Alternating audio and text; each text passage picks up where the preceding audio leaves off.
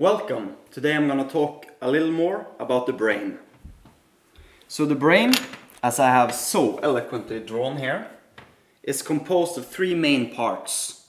And they're divided based on when in the human evolution they popped up. So we have the oldest part, which is this, the little brain and the brain stem. This is the oldest one, and it's called the reptilian brain.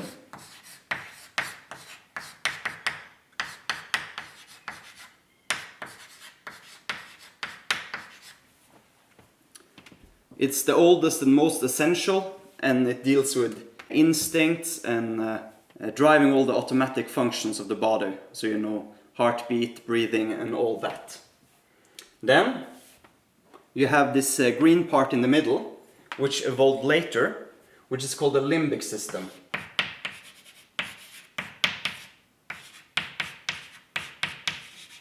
So this is a little more advanced, and it's responsible for feelings, for ambition, and it's also where a system called RAS is located, which is the reticular activation system. Another thing this reptilian brain is also responsible for is, aggression, fear, and inside the limbic system here, I have drawn the amygdala, which is like the fear center of the body.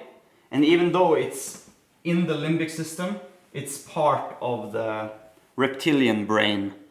And it's responsible for aggression, motivation, basically keeping us alive.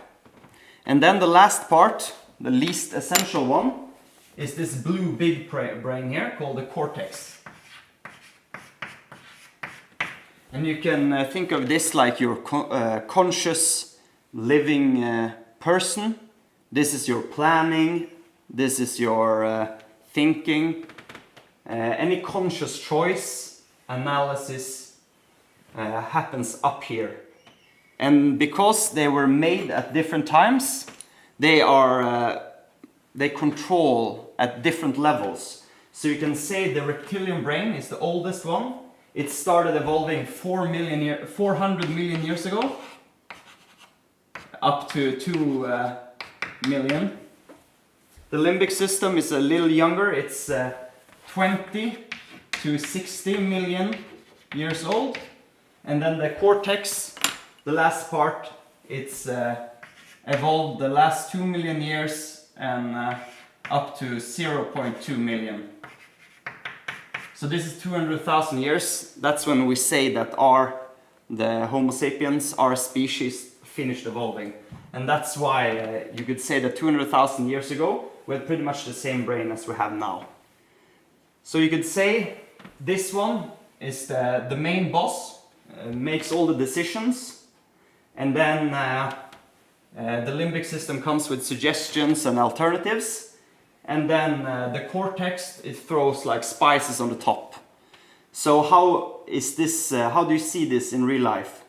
You can see it very easily if you have problems with anxiety and fear and things like that, because even though you might think nothing is wrong, everything's okay, and you know it consciously, if the oldest main part of your brain disagree and you still are afraid, then that's the reason, that's the way it's gonna act, and it will affect these other parts.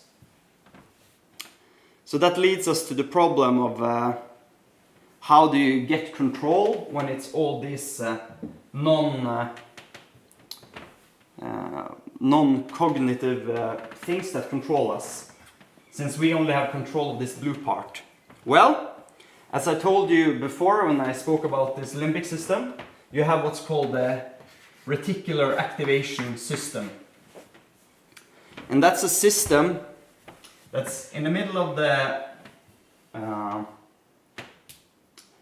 limbic system, and you can think of this as getting all the inputs from the entire body, from the brainstem, from your hearing, from your eyesight, and then of all the signals it gets in, it sends them to your conscious brain.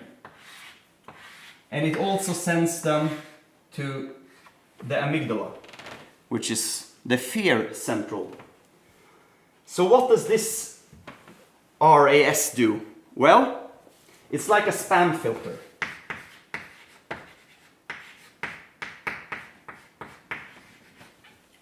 So you can think of the ginormous human machine gets a big amount of inputs from the entire body.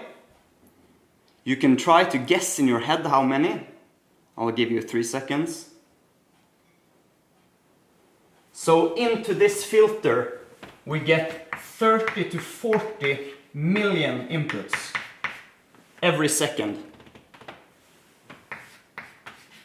And then, because this is a spam filter, so you can imagine that includes like every single touch cell, every nerve, anything that you could possibly be conscious of from your body goes in here, and that's 30 to 40 million. And then out on the other side, only 30 to 40 of those inputs reach our cognitive brains. So how then does this work? Because this is the world's most efficient spam filter. It has a filtration ratio of 1 to 1 million. So that means that it needs some rule to decide what information it lets through. So the main rule that this system operates by goes like this. More of the same.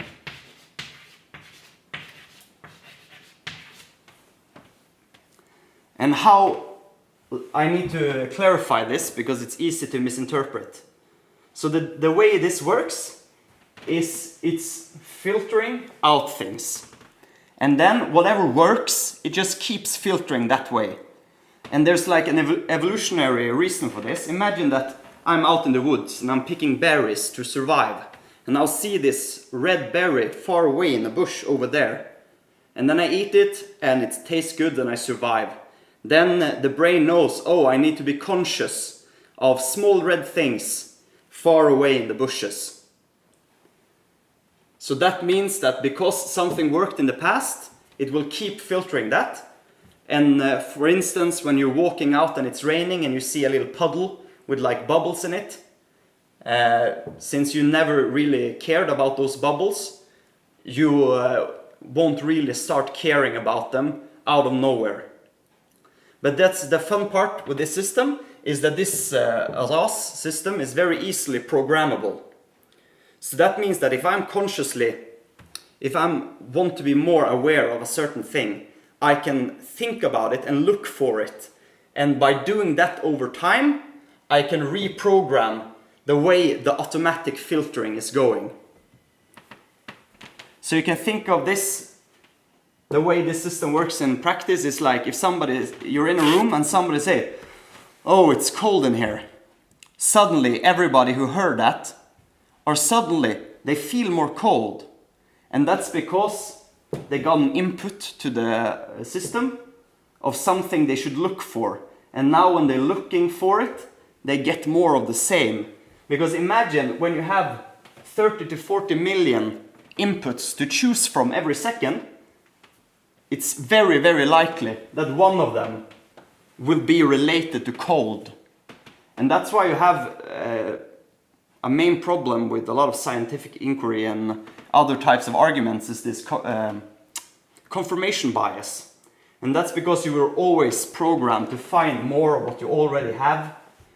And your system is not really designed to just find new things on its own. And especially if it's like in an emotionally charged argument, it's very hard. So how does this affect our lives? Well, it does in many ways. Because you have things that people think of as like permanent, solid parts of your identity. For instance, you have like this optimist versus pessimist argument.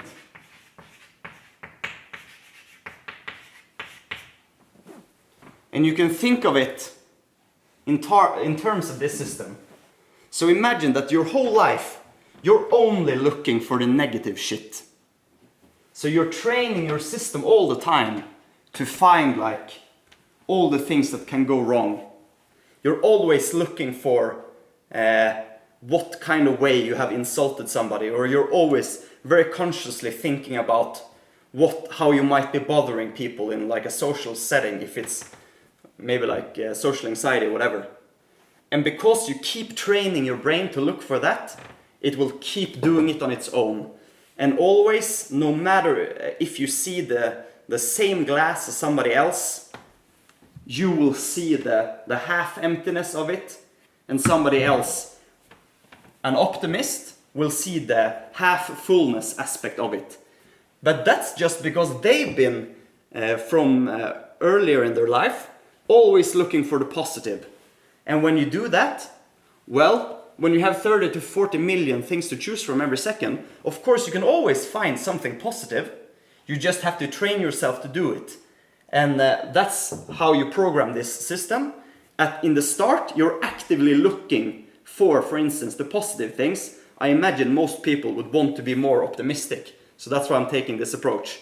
So if you're always looking for, look at how nice the weather is today, or look how nice it smells and how cool this bass line is in this song, you know? Then your brain, over time, will start doing that automatically. And suddenly you won't have to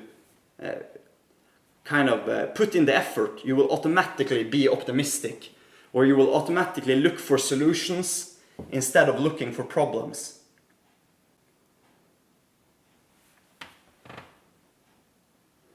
And what's fascinating with this system for me is the ginormous impact it can have on almost any life. Because when you have this many signals to choose from, you can find proof for almost any illogical idea or thought that you have.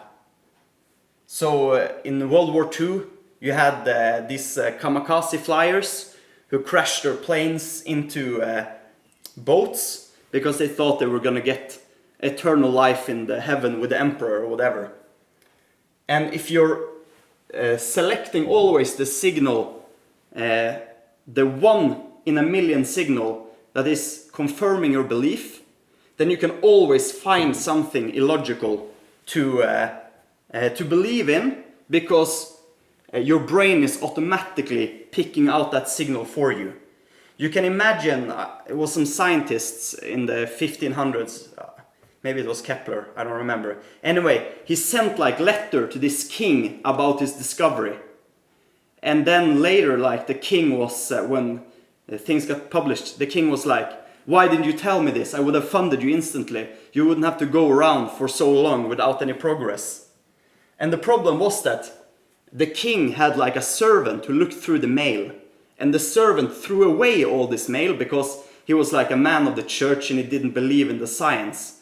And this is exactly in that way this system can affect your life. Because the problem isn't that you're doing something wrong with the 30 to 40 signals you get, but it's the fact that an unconscious part of your brain is throwing out evidence that could help you in the long run, or can help you get a more logical belief. And because we as thinking humans kind of do this programming automatically, we should instead try to be more careful with this, because when you're not seeing the evidence that are contrary to your standpoint, you will, without knowing it, you will throw away a lot of evidence. So we have a responsibility. When you know that you can believe in anything at all because of this system, because of this filtration that you can teach to find any truth you want, you have a responsibility to be careful in what you end up believing in. Because I think if you too easily start believing things just without like reflecting on the thinking of it, you can end up in this trap where you're no longer seeing the real truth. You're no longer seeing the actual evidence, because a part of your brain that you don't consciously control is doing a decision for you that you taught it to do a long time ago. And so this is, I think this is very important, because it both relates to how you will feel about your general life, if you're always seeing the positive things contrary to always seeing the negative. But also, imagine that if you wanted to, you could program your brain to believe that you were Jesus Christ reincarnated, or believe that angels were helping you out wherever you went. Because you could always try to find that 1 in a million proof of it, and then when you've done that for a while, your brain would do it automatically. So be careful with what you think about and what you focus on, because it might just end up being the prison that you don't see.